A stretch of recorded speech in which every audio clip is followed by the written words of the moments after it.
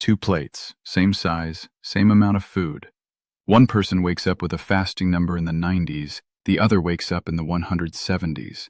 Same effort, same discipline, different result.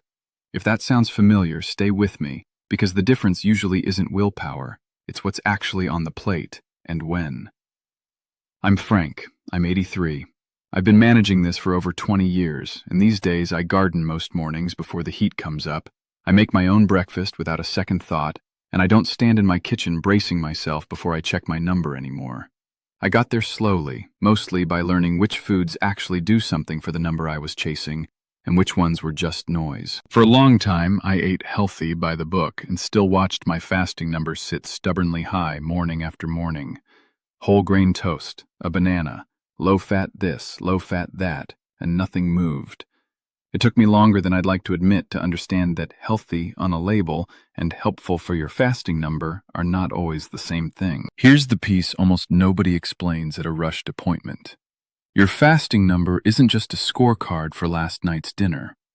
Research in endocrinology describes something called the dawn phenomenon.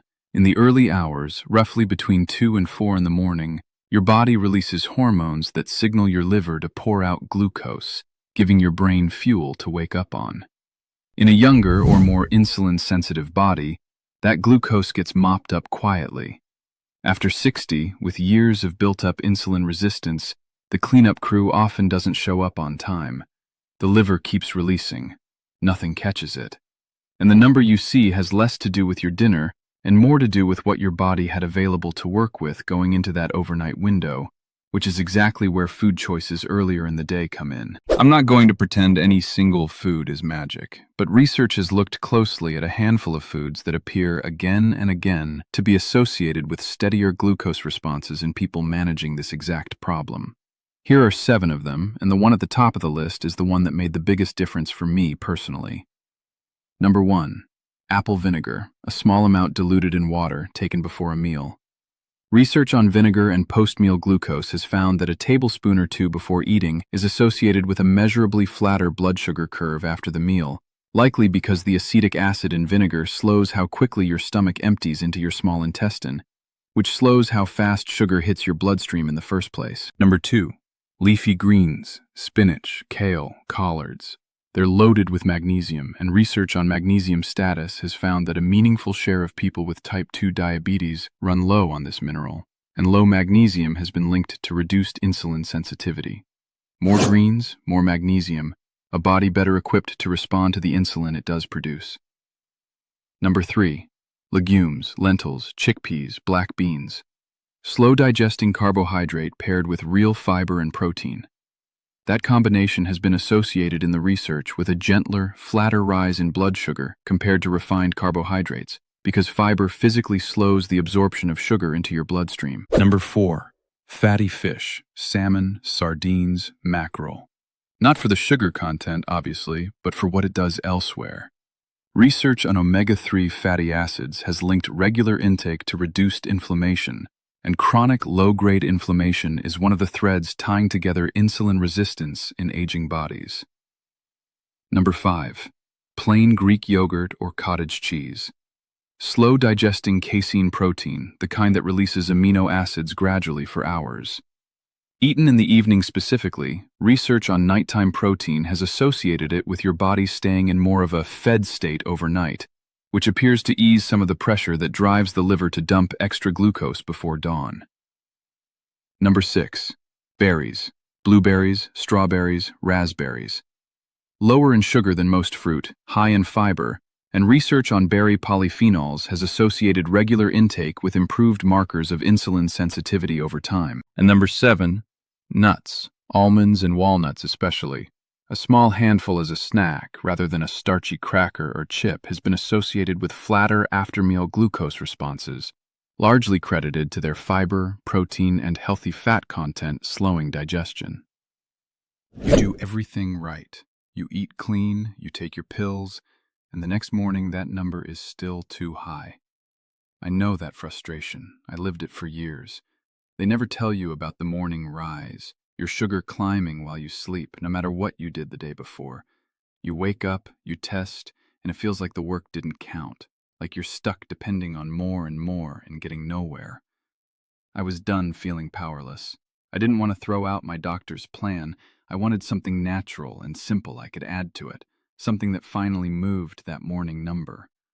I'll walk you through what changed it for me. And the natural support I add every day is in the free presentation linked below. Now, out of all 7, if you can only build one habit right now, build it around the vinegar, specifically having a small diluted amount before your evening meal. Here's the reasoning. Your fasting number the next morning is influenced heavily by how high your blood sugar climbed after dinner and how long it stayed up before your liver's overnight release even begins. Flatten that after-dinner curve with the vinegar, and you're starting the overnight window from a lower, calmer place, which gives your body a better shot at handling whatever the dawn phenomenon throws at it later. But I want to be honest with you.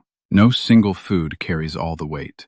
This works best as layers stacking on top of each other. The vinegar before dinner, the greens and legumes making up more of the plate itself, the yogurt or cottage cheese as your evening snack instead of something starchy.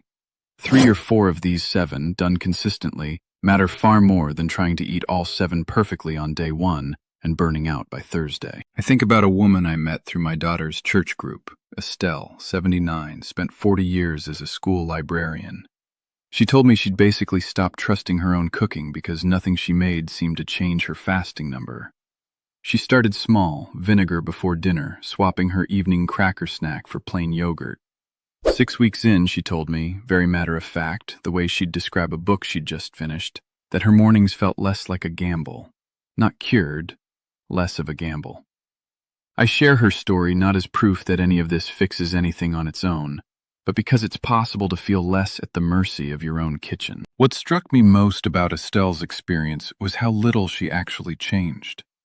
She didn't overhaul her whole pantry. She didn't start counting every gram of carbohydrate at every meal.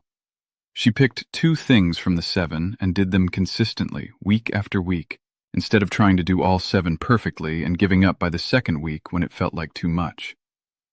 That's the piece I want you to hold on to more than any single food on this list. Consistency with 2 or 3 foods beats perfection with all 7 for about a month and then quitting. I'd also add this. These 7 foods aren't meant to replace anything your doctor has already put you on. They're meant to give your body better raw material heading into that overnight window I described earlier. Less sugar sitting around waiting for the dawn phenomenon to compound it. More fiber and protein slowing down how fast anything you did eat actually reaches your bloodstream.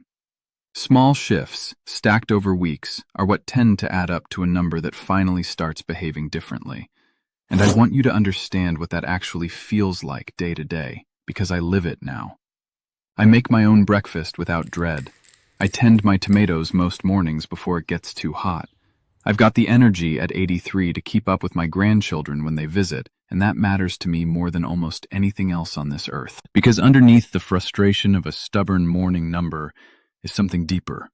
The fear that your body has quietly stopped listening to you. That no matter what you do, it's just going to be this way forever. I want you to hear me say plainly, that is not true. The number moving isn't about perfection. It's about giving your body better raw material to work with in the hours it's working without you watching. I think about how many of you watching this have felt like your own kitchen turned into an enemy. Like every meal was a test you might fail without knowing the rules. That's an exhausting way to live, and it's not a small thing to carry for years. I carried it myself, standing at my own stove more nights than I can count, second-guessing a plate of food I used to make without a moment's worry. What actually shifted things for me wasn't fear of getting it wrong. It was learning, food by food, what my own body actually responded to, and trusting that, slowly, over weeks, not overnight. Please talk with your doctor before changing your diet in any significant way, especially if you're on medication that affects your blood sugar. Food changes should always sit alongside your treatment plan, never replace it. Drop your morning number in the comments. I want to know where you're starting from, and I promise you, plenty of people reading will be starting from the exact same place. And if this helped you look at your own kitchen a little differently, subscribe, because we've got a lot more of this to cover. If you watched this whole thing, you're not the type who gives up. You're the type who keeps looking for a real answer. So let me be straight with you. The morning number isn't your fault, and it isn't just diabetes. It's the dawn rise, and it responds to the right daily habits.